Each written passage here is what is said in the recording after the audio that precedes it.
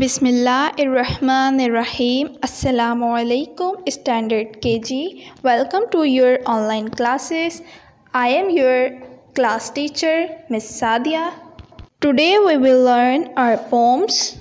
तो स्टार्ट करते हैं उर्दू पोम से, जो है सुबह सवेरे। हुआ सवेरा चुप गए तारे, जागे दुनिया वाले सारे।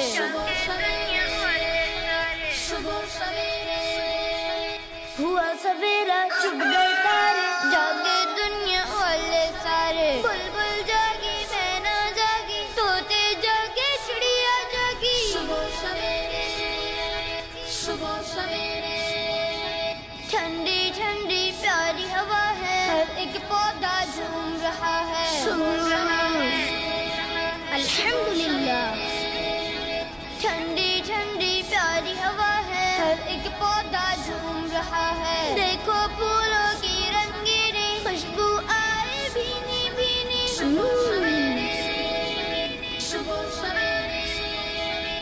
Standard KG, this is done. Now let's move our next poem, which is English poem Rain, Rain, Go Away. Rain, rain, go away.